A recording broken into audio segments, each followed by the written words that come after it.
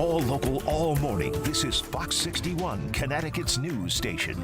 There was yelling, screaming, cars, running in and out, just kind of like making that peeling sound. First at 6, new details coming into our newsroom overnight about this hit and run in downtown Hartford.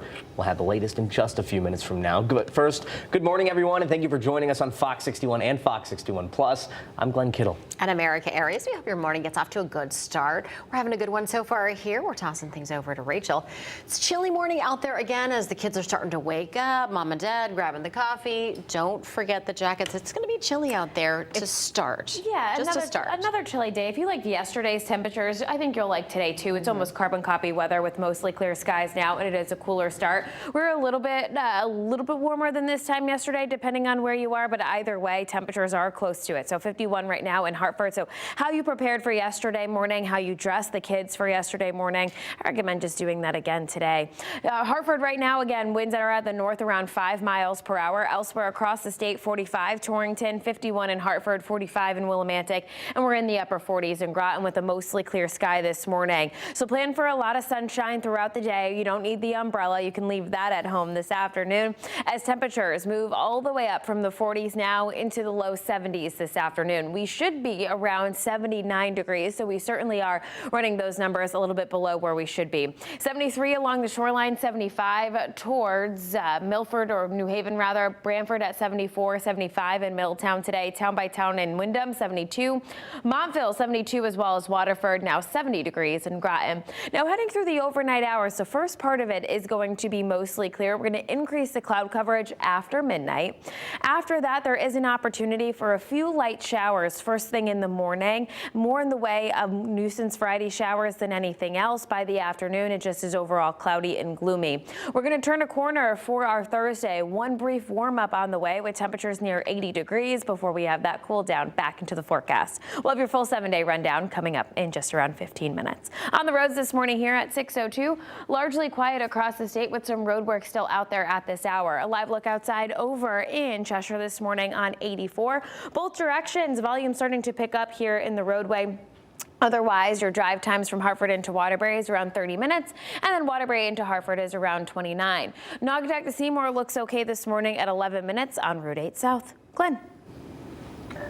Rachel, thank you. New developments in Hartford after police say a car hit 2 people in a parking lot over the weekend. The whole thing was caught on camera, and we want to warn you, it is disturbing. But Fox 61's Priscilla Meza is live in Hartford with the new details we learned just hours ago. Priscilla, what have you learned? Good morning. Yes, Hartford police tell us the 2 people who were hit were taken to the hospital with injuries.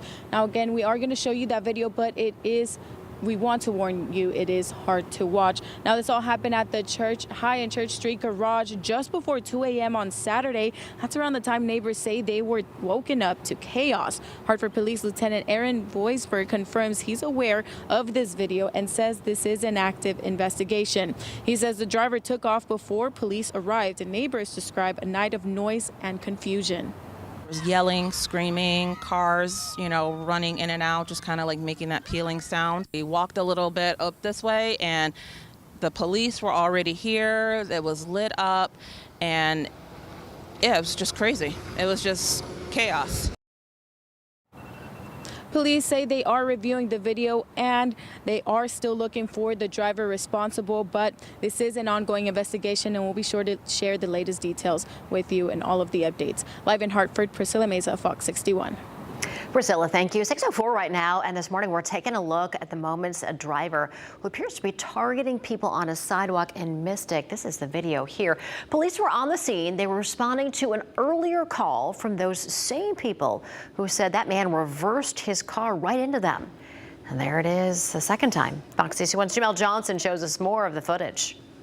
One family had a frightening Labor Day weekend as police say a man hit them with his car right here on Masons Island Road. Now, in newly released dash cam footage, you can see those moments once police made it to the scene when the man tried to hit them again. On Saturday, August 30th, Stonington police received a call about a man who reversed his car into a group of people while they were walking on Masons Island Road in Mystic. BMW behind the Jeep. BMW behind the Jeep, right there. Right there. The mother who called says they were trying to tell the man to slow down, but instead he ran over her son's leg. Sorry, you need to stop. Sorry, copy. Stop. You said it continued into Mason's Island. Police tried pulling 75-year-old Wendell Hizzle over on the road, and at first the situation seemed to be under control until Hizzle tried hitting the family again. Just has a minor abrasion to the knee. They said they're fine, but send the ambulance. I'll be out. Whoa. Oh my God, hang on. He just tried to hit them again. Start the fire department. This new dash camera footage shows Hizzle driving off, veering into the opposite lane and swerving toward the family, but instead rams his car into a wall. Whoa. Oh my God, hang on. He just tried to hit them again. He ended up stopping on Gled Hill Avenue, where he got out of his car and the police arrested him there. Sir, get out of the car! Get out of the car! Put your hands up!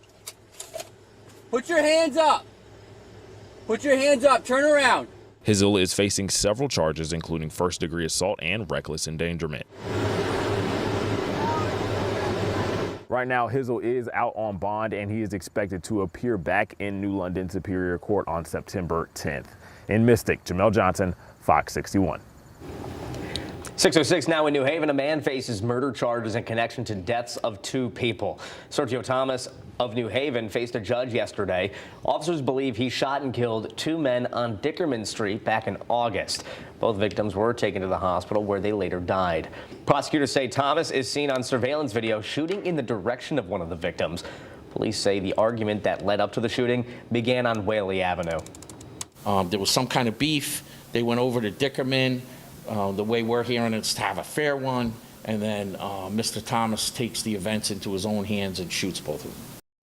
Outside of court, Thomas's attorney says Thomas was protecting his brother from a violent assault. He says Thomas's brother was dating one of the victim's sisters. Some issue in their dating relationship, which propelled these guys to come and seek out Isaiah, which is his brother. Thomas's attorney says there's evidence that shows this is a case of self-defense. As of now, Sergio Thomas is being held on a $3 million bond. And officers in East Haven say at least 1 person was seriously hurt in a motorcycle crash. It happened yesterday near Coe and Myrtle Avenues. Police did not say how many people were involved, but they did have to close the road as officers investigated the scene. Coe Avenue has since reopened.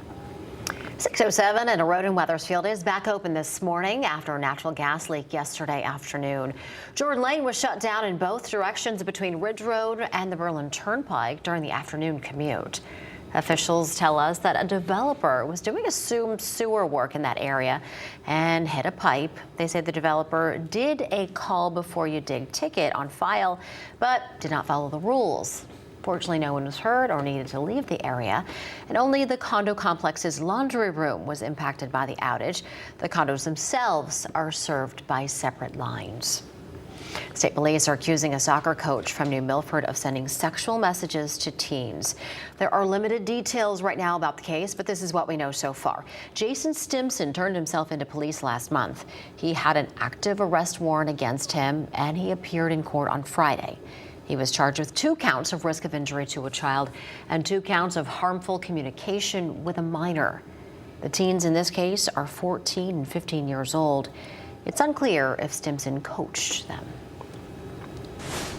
Happening today, several cities and towns here in Connecticut are holding primaries, and the polls just opened at 6 o'clock. 2 local races include a Democratic mayoral primary. That's in Hampton.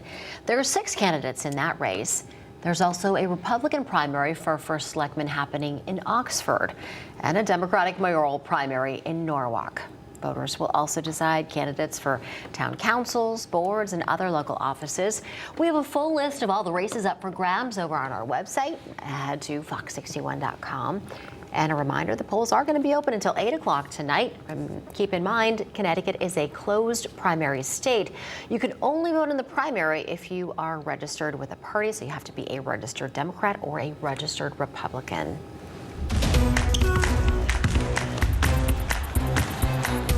More state leaders are getting involved trying to keep the Connecticut sun in Connecticut. Yeah, it's a story that's been catching fire over the past month, no pun intended. Now, one U.S. senator is calling on the WNBA to stay out of negotiations. Senator Richard Blumenthal warned the league that if it interferes, it could violate antitrust laws.